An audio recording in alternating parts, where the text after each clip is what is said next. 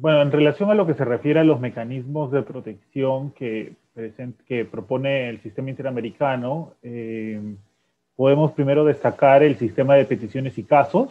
Como tal, el sistema de peticiones y casos lo que tramita son denuncias o peticiones por violaciones a los derechos humanos que se presentan, que son atribuibles a los estados y que se presenta y que en los cuales se analiza si el Estado es responsable o no internacionalmente por el incumplimiento de estas obligaciones, ¿no? En el caso del Estado peruano, el análisis se realiza sobre la base de la Convención Americana sobre Derechos Humanos y los estándares interamericanos aplicables, ¿no? Ese es un mecanismo que tiene el sistema interamericano. En el caso del Estado peruano, dado que el Estado peruano es Estado parte de la Convención Americana y ha aceptado la competencia contenciosa de la Corte, si pasa todo el proceso que establece la Convención Americana, eventualmente el caso podría pasar eventualmente ante la Corte Interamericana de Derechos Humanos.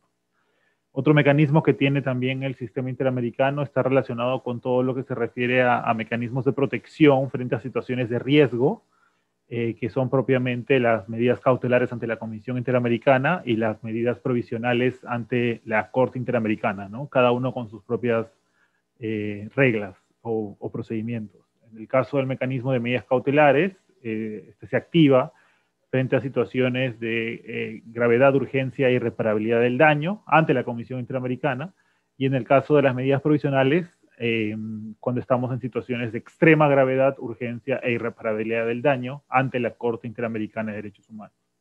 Otro mecanismo que tiene a su disposición el sistema está relacionado con todo el trabajo de monitoreo, tanto temático como de país, que realiza la Comisión Interamericana como órgano principal y autónomo de la Organización de Estados Americanos. Entonces tienen todo un trabajo en esa línea. Y en la línea temática, la Comisión Interamericana tiene una relatoría sobre derechos de los pueblos indígenas y tiene también otras relatorías donde se ve transversalmente el tema de los pueblos indígenas o de sus integrantes, ¿no? Por ejemplo, la relatoría de los derechos de las mujeres aborda también la cuestión referida a los derechos de las mujeres indígenas, o la relatoría especial sobre derechos económicos, sociales y culturales. Se aborda propiamente derechos DESCA, pero también aborda, por ejemplo, podría abordar situaciones de pueblos indígenas en esa temática, ¿no? Y finalmente otro mecanismo que puede ser activado dentro del sistema interamericano está todo relacionado al trabajo de capacitación, ¿no? Constantemente, y apoyo técnico, constantemente la Comisión Interamericana y la Corte Interamericana realizan actividades de difusión sobre el tema o la materia en diversas áreas o temas, entre ellos los derechos de los pueblos indígenas. Entonces es otra opción también para activar, ¿no? También, dentro de las labores de monitoreo, está la posibilidad de que organizaciones de la sociedad civil, estados o pueblos indígenas por sí mismos puedan también pedir, por ejemplo, presentar solicitudes de audiencias temáticas para tener una oportunidad de poder presentar un tema particular ante la Comisión Interamericana de Derechos Humanos, ¿no? Esto es a grandes rasgos los diversos mecanismos, los principales mecanismos que existen que pueden ser activados sobre el tema, ¿no? Sobre la materia. Se refiere a las obligaciones que tienen los estados, como el Estado peruano en materia de pueblos indígenas.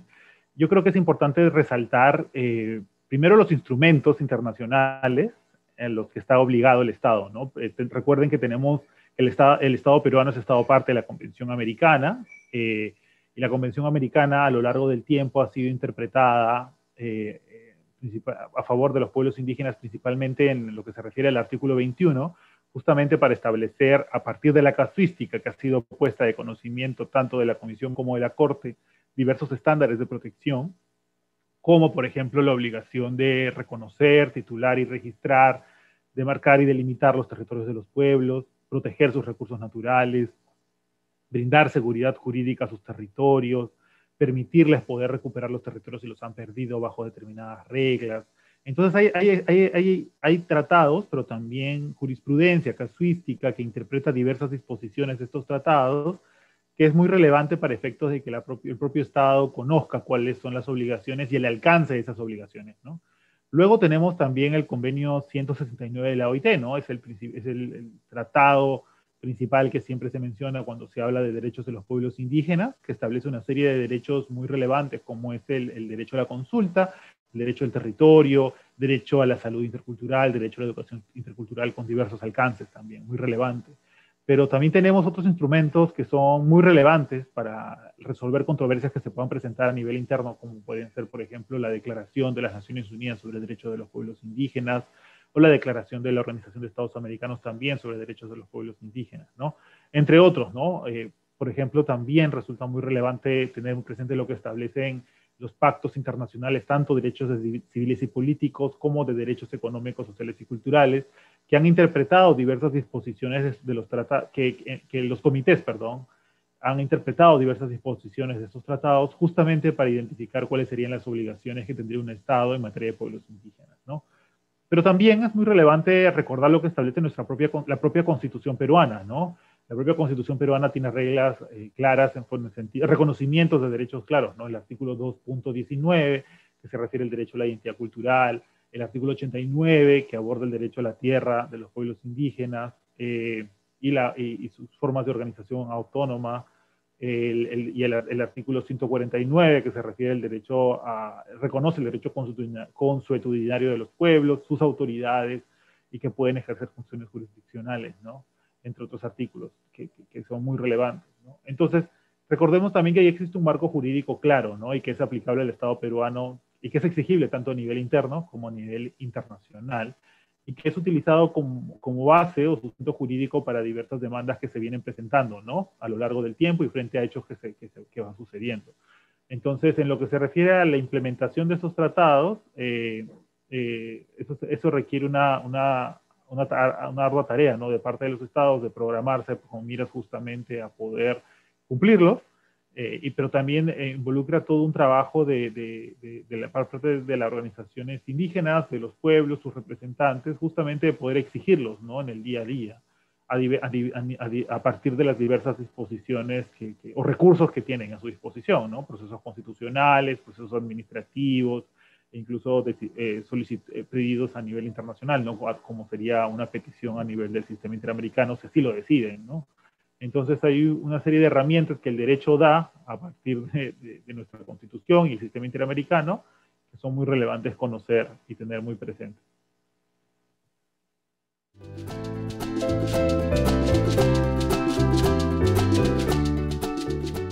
Bueno, en lo que se refiere a la iniciativa legislativa sobre los comités de autodefensa, es importante considerar primero algunos elementos claves, ¿no? En el análisis. Por ejemplo, en primer lugar, que habría que preguntarnos si esa iniciativa legislativa fue sometida o formó parte de un proceso de carácter consultivo a favor de los pueblos indígenas en el Perú o a través de sus organizaciones representativas, justamente para dar cumplimiento a esta obligación de consulta que establece el artículo 6 del convenio 169 de la OIT. En segundo lugar, también habría que analizarse qué es lo que piensan las propias organizaciones indígenas, ¿no? Si uno hace una revisión de su parecer, existen muchos cuestionamientos en torno a esta iniciativa, ¿no? Principalmente preocupaciones en torno al valor que se le da a este tipo de organizaciones por sobre otro tipo de organizaciones que ya existen, ¿no?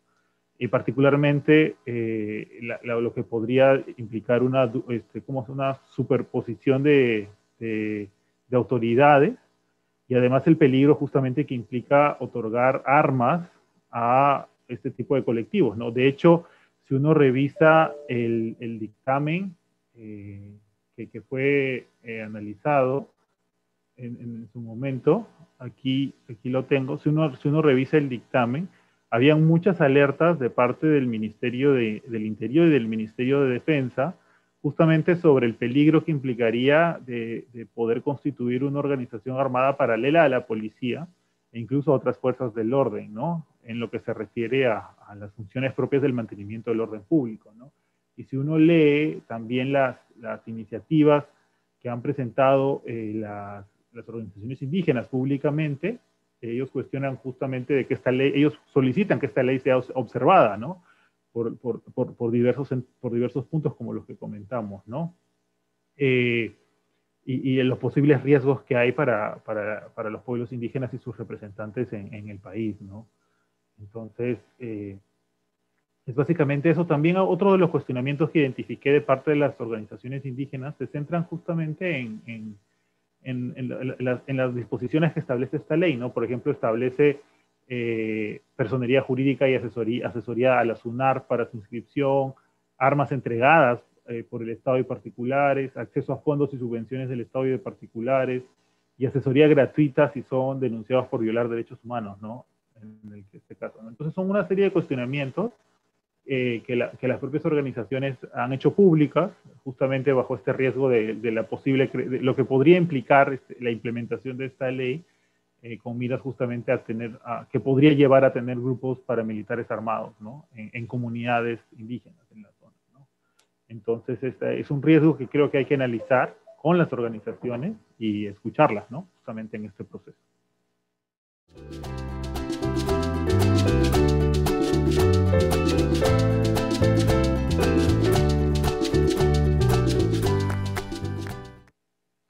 En lo que se refiere al proyecto de ley 6486-2020, que busca la construcción de la carretera de Pucallpa a Crucero do Sol, con el fin de la integración multimodal entre Perú y Brasil, es importante destacar diversos aspectos, ¿no? En primer lugar, si bien se trata de una iniciativa legislativa que lo que busca es declarar esa construcción de la carretera como una cuestión de interés para el Estado, con fines inicialmente declarativos, es importante tener en cuenta algunos aspectos, ¿no? Y su impacto en lo que se refiere a derechos de los pueblos indígenas. En primer lugar, si uno revisa el dictamen de esa ley, podrá encontrar que el Ministerio del Medio Ambiente hizo una alerta, ¿no? Sobre la evaluación ambiental o el impacto ambiental que hay que considerar cuando se trata de ese tipo de construcciones en zonas como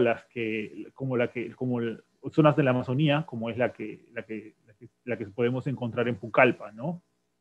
En segundo lugar, también es importante considerar que se trata de un proyecto o una iniciativa legislativa que lo que busca es justamente, no lo que busca, sino lo que ocurre es que impactaría en espacios, hábitats o lugares de Pucallpa donde puede o habría presencia de pueblos en aislamiento voluntario, ¿no? De hecho, si uno revisa las alertas que hubieron en ese momento, la propia Defensoría del Pueblo alertó al Congreso de la República en su momento que esta aprobación pondría en riesgo los derechos a la salud, a la vida de los pueblos indígenas en aislamiento voluntario y además, y este es un tercer punto, lo referido al hábitat de los bosques que la Defensoría calificó como bosques vírgenes de esa zona, ¿no?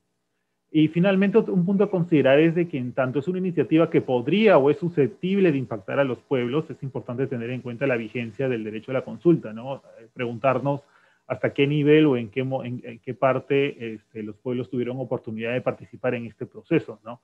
Según la información disponible, este dictamen solamente llegó hasta la Comisión de Transportes y no fue evaluado por la Comisión de Pueblos Indígenas del Congreso, ¿no? Entonces también habría que tomar en cuenta eso en el análisis.